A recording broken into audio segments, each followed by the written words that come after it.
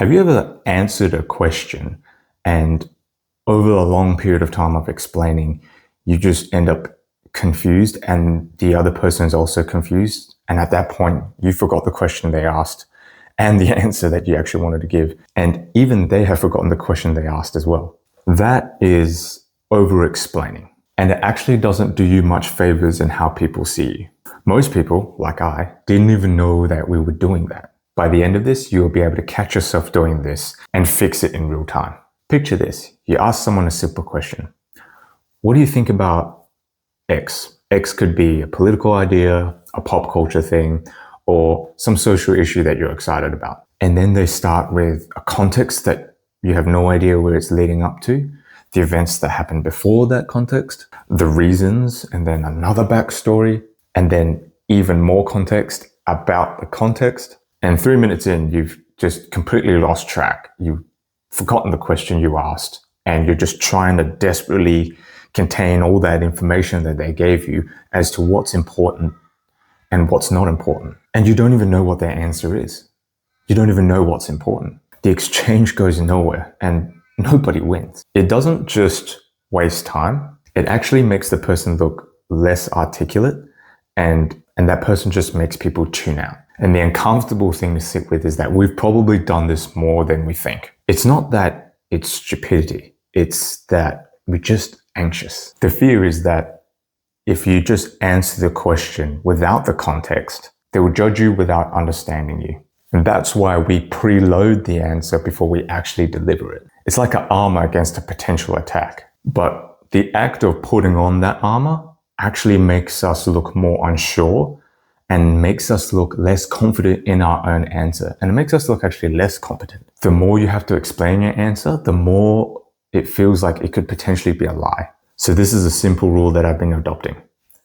Answer first and give context if necessary or if asked. Even if you think they'll be confused, even if you know they'll be confused, just give the answer first. Giving the answer first has another benefit to not just being direct and answering the question.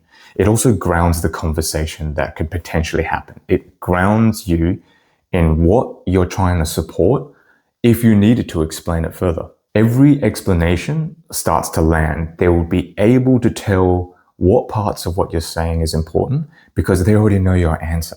I could give an example of this. Let's say someone asks you what your favorite ice cream flavor is, and you start off with this. I like it a bit sweet or not too sweet, but I do like a little bit of bitter aftertaste. Something that's not overwhelming, and that's why I like dark chocolate. The better way to say that is, I like dark chocolate because of the slight bitterness. It's not too heavy. It's one that really suits me. Same information, right? But you don't have to use too much processing power about like, oh, what's a flavor that's a little bit bitter, that's not too heavy? There's so many flavors now. Oh, wait, no, it's chocolate. Okay, so he said dark chocolate. You offload the potential processing power and the looking through the dark that they have to do. And sometimes you have to think about the answer a bit more. Sometimes you need to get the context in your head first, but you don't need to word salad that to them because it's processing that you need to do. And so it's okay to pause sometimes with questions. In fact, that makes you look more intelligent. It actually makes you look like you're thinking about the question. You process the bitterness, the not too heavy thing in your head. And when you did that, and then you deliver your answer, your context is already pre-built. And sometimes you need to think about an answer, but there's just too much information and you honestly don't know the yes or no or the succinct answer. And in that case, I would say that the answer is, I don't know. And it's okay to say, I don't know either, because you don't. Giving the answer first gives them a handle to understand the whole conversation, instead of them having to go on overdrive like an overpowered laptop trying to process all this information that you gave it. Places to use this can include like a supervisor asking what you did. You just say what you did. And you only provide the why if he asks you the why. What did you use at the back end? I used Dataverse. Why did you use Dataverse? Oh, because it sits in the Microsoft ecosystem and the ALM goes through a succinct process. Since the program we're making for this client is all on the Microsoft tenancy anyway, I thought it would be the most robust solution. That's it. The feeling to justify it fools you into thinking that you're giving clarity to a situation, but actually it's just your anxiety talking, believing that you might be attacked unless you do. That's a clean way to handle conversations. It's an excellent way going forward. Another metaphor I could use is like someone asking for water and they have a cup, right? And you start to pour in the water. And you think that giving them more water is going to win you more favor because you're giving them more of what they asked for. But you start pouring and actually the cup starts to overfill and it starts to spill over. And the person's like, well, what are you doing? I can't drink all of this. I didn't want to drink all of this. And now there's a mess on my hand.